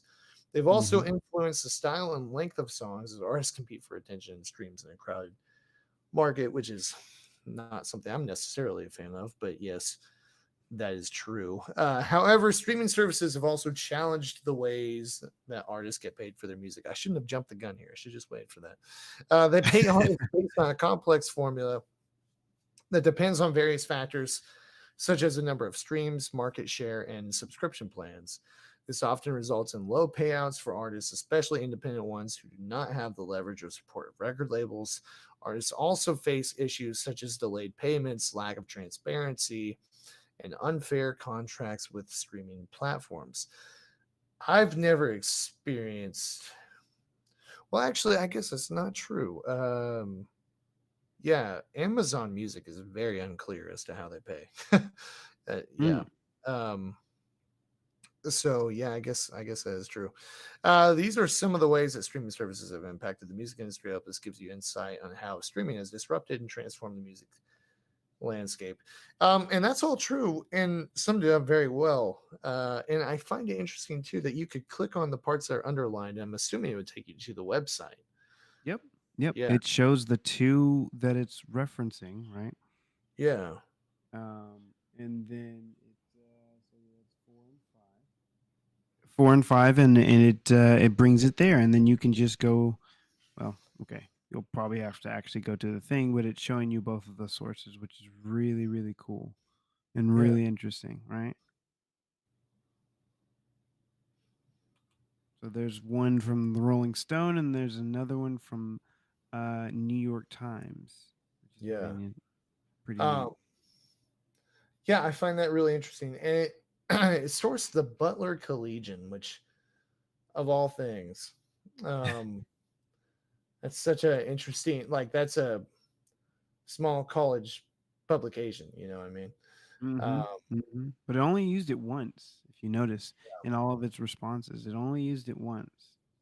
yeah, yeah, out of Indiana, it looks like. Yeah, it did only use it once, didn't it? Yeah. That's interesting, man. And I find this is actually what I'm finding so far is the optional responses. Tell me more about how piracy affects the music industry. I think that is an interesting part of the responses that it gave. Mm-hmm. And then what are some examples of streaming platforms? I mean, I guess if you lived under a rock, yeah, you'd probably have that question. Um, but yeah, it's cool because it kind of invites you to keep the conversation going with it. You know? Yeah, it does. It Yeah. does. And actually, you know what I just now noticed? And I wonder if maybe there's a limitation on the phone. So I'm actually going to pull this up on my phone now because I noticed I got 10 responses on the web version at least. Yeah, you're And so it sure makes enough. me wonder if it's just the no. So they did. They upped it. I actually have a conversation, something that I asked it today. And they upped it. So it was 8, now it's 10. So it shows that Microsoft is still kind of moving stuff around, moving the goalposts to try to figure out where's a good sweet spot. Yeah. Um and I Two will whole more say, responses. wait, what? Two whole more responses, man. Exactly, exactly. Think But I mean, I will say that there were certain times in my conversations where I really actually wished that I had um 2 more responses at least, you know. sure. So I think 10's a good number. It's a nice round number. I feel Um like I feel like too, especially with it giving information like this. As long as it allows you to recall a thread so you can go back through it, Mm-hmm. I feel like it should be limited. I don't think that there is a reason you should have unlimited amount of interactions for something like this. It's different than ChatGPT just because it's referencing so many different websites so quickly. Correct. It very quickly becomes nuanced because of that. And yeah, I think maybe like 25, I don't think you need to have unlimited or anything like that. You know. Yeah, no, I think you're right. So that was interesting. So if you keep scrolling, it'll actually kick you out of the chat function and go straight to the search. Yeah, but then it So that still was used interesting. up one of your questions for that It though. it did, which is really annoying. That's messed up, man. Yeah. Yeah. Um No, I find that really cool. I think that's really, really dope. yeah. Yeah, I think it's a pretty neat deal, right? So I'm actually going to do this. I'm going to wipe us clean. Unless you had something else that you wanted to do. Oh, I was Um impressed by how it summed up. I mean, as well as it can. It's pretty much as well as you can sum up the positives and negatives of streaming. yeah. Uh, yeah, that was really good. Yeah, no, it's pretty interesting. Hmm. So, and then it's also kind of interesting too when it says, whenever you hit a new topic, right? It says, it'll give you like a little deal, Yeah, which is nice. yeah, So, and then it's interesting too because it also gives you some responses, like or some questions that you could ask it if you yeah. want to. How do It's really holograms work? I'm curious about that actually. I'm actually very curious about that. And we're on the balanced now, so let's see how it answers. Okay. Hmm. Hologram is a three-dimensional image that is created by using light and sound. Holography is a technique that records and reconstructs a wavefront of light scattered from an object. Holograms can appear like real objects in your world and interact with your surroundings. That's wild. What kind of Interesting. holograms are you interested in? Interesting. I do have Now a I question. want to. Yeah, what's Well, up? no. You go ahead and ask first. But Well, no, no, go ahead. Because what I was going to do is I wanted to see what would happen if I grabbed this response and plopped and then changed how it responds to precise oh yeah, and sure. see how it does it. But if you want to keep in this thread, what were you going to ask? I want to ask how this how the holodeck works on the Starship Enterprise. How does yeah, which it should be like HOLODECK. Yeah. What is predictive text on that? No way. See, Microsoft employees, they were nerds too. Um yeah, that You probably want to would just work, keep right? it at that Yeah, I think that would probably work. and not give it more context? Yeah, I think so. I want to see how it does it. Does the holodeck work? It's gonna be wild if it can figure this out. Yeah. I mean, So, hey, it predictive text really got us. I know that was insane. Oh, yeah, Yep. look at that. New Star Trek. Yeah, fictional device from the television franchise Star Trek that uses holograms to create a realistic 3D simulation of any setting. The holodeck can also manipulate depth perception and spatial awareness to give. See, okay, you just answered a major question I had. Because you know how they'd be running through like valleys and fields and stuff, but I'm like, They do. Like it's a whole different world. yeah, but I'm like, this joint was only 30 by 30 feet. Exactly. you know? The holodeck can also manipulate depth perception and spatial awareness to give people this sense of being in large environments. The holodeck is usually a normal room within a starship that can run different programs. Are you looking for information about the holodeck works on Star Trek or how it could be possible in real life? Ooh, that's a What? cool one. Now I am. Exactly. See, and that's cool. That's a cool response, or that's a cool like little question deal because it's like I didn't even think of that, but like now I really want to know, right? Yeah. I love that I cited some of that information from StarTrek.com. Yeah, exactly. which means somewhere in StarTrek.com they explain how the technology works on their show. Exactly. Well, I mean, hey, I know a lot of people like Star Trek because it is so in depth with Yeah. like its lore Well, and it's stuff. based on real science for sure.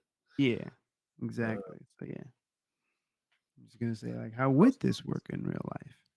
most So of it that way, is. it's keeping the same context. See if it can keep its same context from Sure. what I was talking about. I'm sure it will.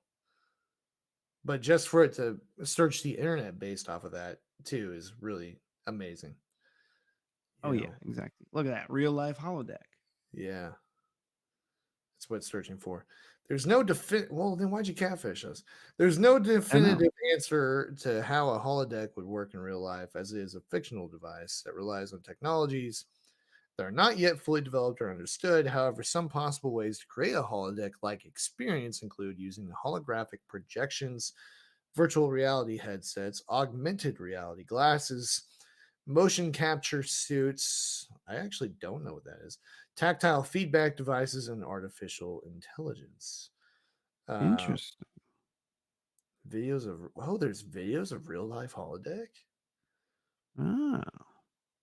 What are motion capture suits, man? Do you know? Oh yeah, motion capture suits are what they use for like different video games. They also use it for like Marvel movies.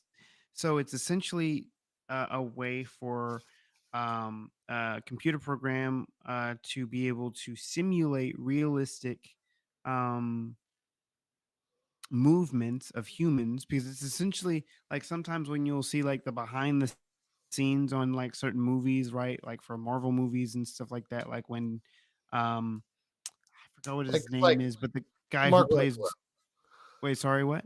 Well, like Mark Ruffalo, he has all the Yes, stuff on. exactly. Yeah, Yeah, thank you, thank you. I was yeah, getting ready to say that. Yeah, like Mark yeah. Ruffalo with the Hulk, right? He'll have Mhm. this suit on, right? Like black and it's got like a whole bunch of little balls on it or whatever like that, and he'll have like dots on his face. Yeah, So that's motion capture, right? It's literally taking a picture of, or taking a video or whatever like that of how Ruffalo is moving, how his face moves and stuff like that, and then it's able to grab that information and transform it um into a software or whatever like that, yeah. and get it to how they want. But you know what? We'll go ahead and ask Bing. You know, Oh, gotcha. Because why would that benefit holodeck? I would assume if you were wanting to be a character that's not human or something like that, right? yeah, I think so. Yeah. Yeah, because sometimes if you're doing stuff as like just creating it directly into the game without any motion capture, it looks kind of Yeah. janky. Because you can't. It's hard to render things with the same fluidity as a normal human would. Right. Yeah. Yeah. Because you know that this is really gonna show how nerdy I can be. You know, that one Star Trek episode where they go back to like the 1800s and they meet Mark Twain. Oh Um, yeah, I remember that. yeah. And God, who was it? Anyway, to replicate that, yeah, somebody would be having to wear a motion capture suit. That makes sense. Hmm. So I Exactly. get that. I get that definitely.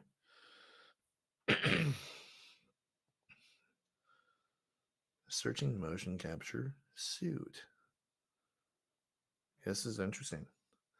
Wearable device that records the body movements of the wearer and sends them to a computer program where they can be applied to a 3D character. Motion capture suits are often used for creating realistic animation for movies, games, and virtual reality. So basically, like Andy Serkis's entire career. Um, are you interested in buying a motion capture suit? Oh my god, I wasn't before. I found some products that might suit your needs. Well, now I want one. I don't know what I would do for it, but You know dang what it, you would do? nah. But I They're want one now. expensive though. Look at that. This is eBay. Yeah, eBay got them for $7.75. Craigslist got them for $6.49. But you have to meet up in the back alley of a South Wichita hotel. Probably. with cash only. It's Man. interesting though that it's not pulling from like Amazon or whatever like that. Yeah, it's interesting, isn't it? It's specifically Mm-hmm. eBay that is showing right there. Mm-hmm. Um, yeah, I think, that would be cool for the holodeck kind of thing. This is always something that my mind is. There's another there's another Star Trek episode where I think it's one of the crew members. He kind of defects and he Mm-hmm. basically like gets lost. Not lost, but he just stays in the holodeck for like weeks. Uh, Oh, I think I remember hearing it. I think I remember seeing that one. yeah, and they have to go in and pull him out. Um, and that's an interesting concept because, well, first of all, and when does that take place? The 24th century. So their holograms are actually producing tactile things because he was eating real food. Otherwise, he would have starved to death. But Yeah. um, but yeah, I it's interesting because you have to think like if you could walk into a room and literally create any scenario that you want and do anything, yeah, you're not gonna want to leave. you know, Yeah. No. Yeah. You're gonna get stuck yeah, for sure. feels real That's and all that stuff. Um, Oh yeah, here we go. So Dennis asked, "Can I buy this on Amazon?" Yes, you can buy motion capture suits on Amazon, but they might not be as advanced or reliable as some other brands that are available elsewhere.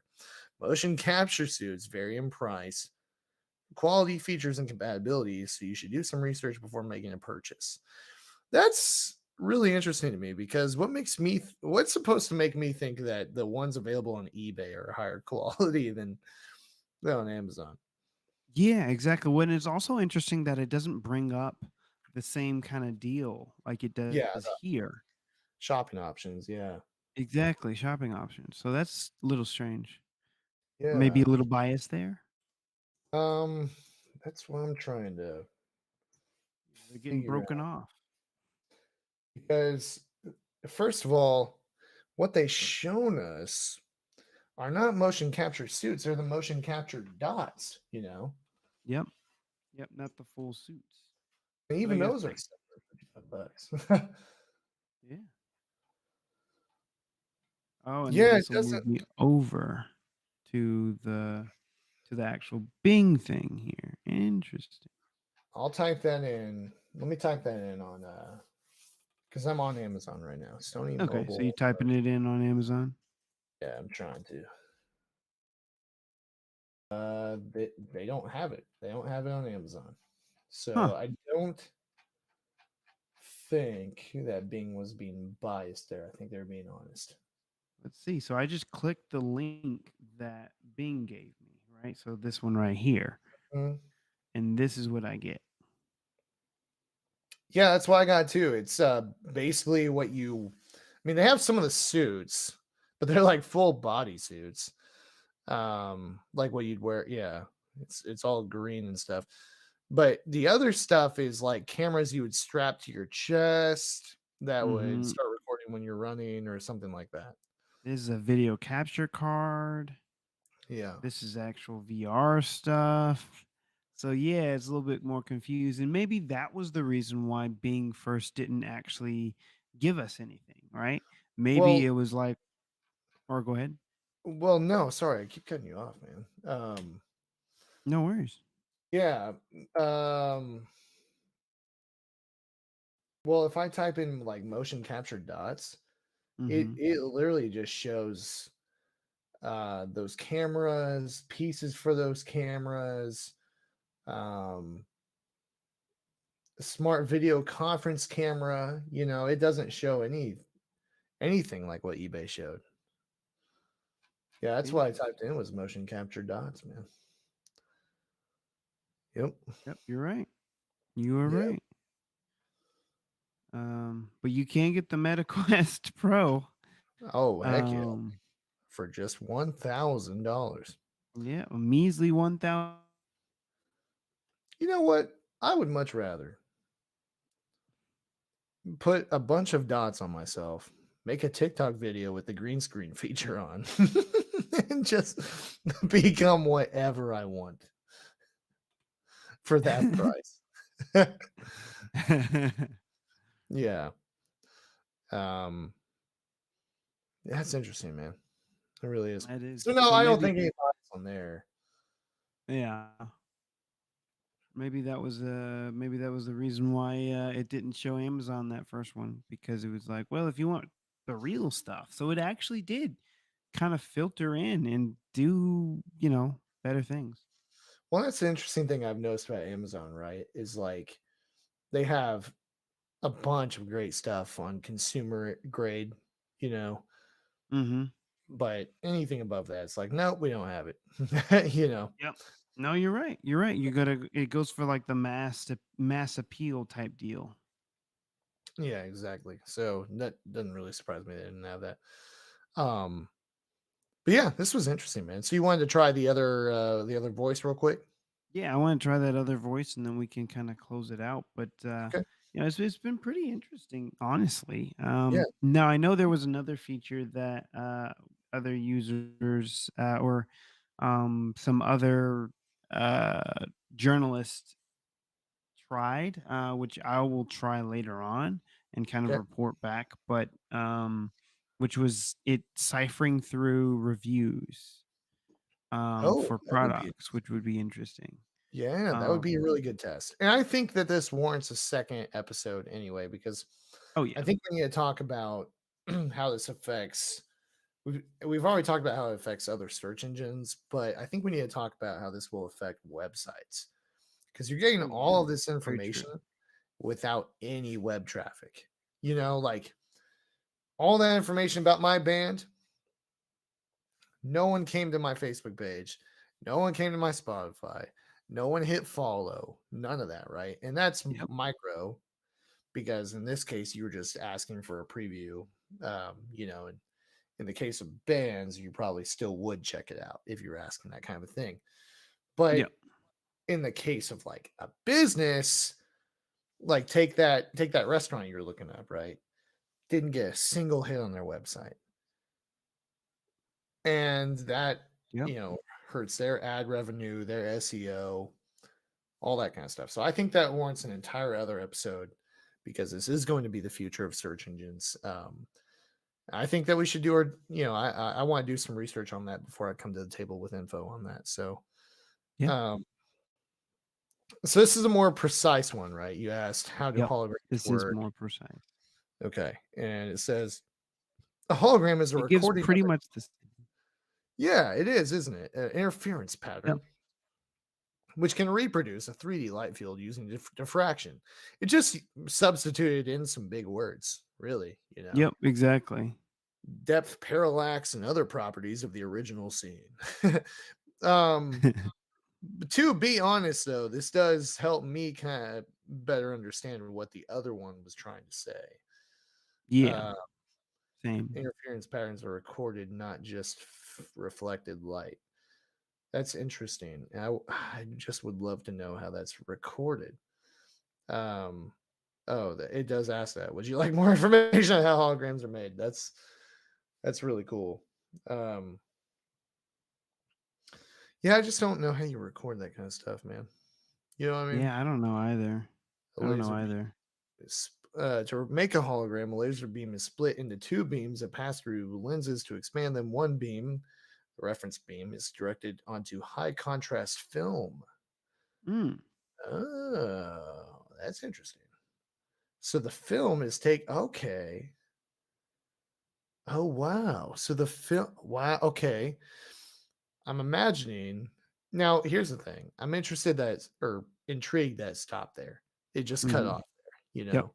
There was no other insight. It was more like, do you need more information about this? Like it is Yeah. more muted. Yeah, and I feel like there's plenty more it could have expounded upon there. But Hmm. I think that what I'm gonna And try also, its canned responses are much more tempered. they are you can much easier switch to a different topic because it says, would you like more information on the process? You can say no thanks. There's yes, Yep. please. And there's what happens to the other beam. which I'm assuming comes back together with their first beam after that first beam passes through the film and then creates a 3D image of that. Correct. Yeah, that's fascinating. That's genuinely fascinating. Um, Man, that's so great. I had no idea holograms used film, like a technology that's 130 years old, you know? Yeah, That's really cool. Huh. it is really interesting. Yeah. Well, and that's just for the replication process. Like, how do you create holograms from scratch then? You know what I mean? You'd have to do Mhm. like 3D modeling on a computer and then somehow transfer that to film, you know? Yeah, I would imagine so. I would But imagine then so. it would Now I have, do know or sorry, go ahead. well, I was just going to say, then it'd all have to be scripted, like everything you see if you were to interact with a hologram environment, because it would all be moving at the rate of which it was filmed. You couldn't just go willy-nilly with it. uh, Mhm. that's interesting. Anyway, what were you gonna say? No, I was just gonna say, like, I mean, you're right, and then I know there is a way though that some there's a way that others will essentially you'll just create like essentially glass, right? It's like a glass kind of cube type deal Mhm. where and then you have a video playing where it's essentially right you place the glass in the middle of because I've seen it done on like phone screens, right? Where it's essentially it's this four glass kind of squarish kind of deals. They'll put it in the center, and then they'll play a video. And then so what happens is specific videos. It has to be specific videos, but those specific videos will have say it's a fish, right? They'll have a fish on each of those sides of where the glass is and then essentially what happens is they'll come together to create your holographic image inside of that little container deal. It's pretty Wow, wild. that is wild. That'd be something cool to have, honestly. Yeah. Hmm. No, that's really cool, man. And if you're ready to close this out at all, unless you had something else you Yeah. wanted to add. No, no. This is I'm ready to close it out. Yeah. Well, I think this is what is the amazing thing about this technology to me, and something that we um, discussed in regard to Chat GPT is the amount of things that we just learned so quickly. The expansion of human knowledge, for those who are concerned, um, yeah, Denson just got a bunch of video examples on how holograms work. That's really cool. Um, yeah. So, for people who are scared of this technology, it's coming either way. And I think, I don't remember who said this, but somebody, I've actually heard a few people say something to this degree. But the people who are going to make the most of this, the people who are going to thrive, um, are the ones, it's just like when personal computers became a thing. The people that figured them out quickest thrived in that environment, right? Hmm. Smartphones, now everyone has one, right? People are like, oh, I just want my old flip phone. I get it. Simpler times, but I'm I man, I was a late adopter on all things smartphones, right? Hmm. Like I've had an iPhone in some generation for over a decade now, but I never used it um to its capabilities. My point is, AI is going to be a thing, and AI Yep. powered search engines are going to be a thing. And if you want to take advantage of that opportunity, because it's what this is, it's an opportunity for restructuring of our society, really.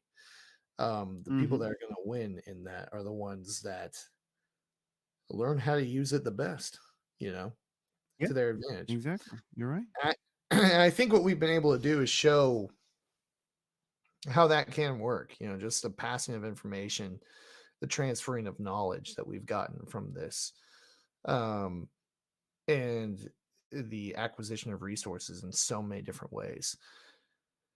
To me, that's what this brings to the table. That's one of the biggest things this brings to the table, you know.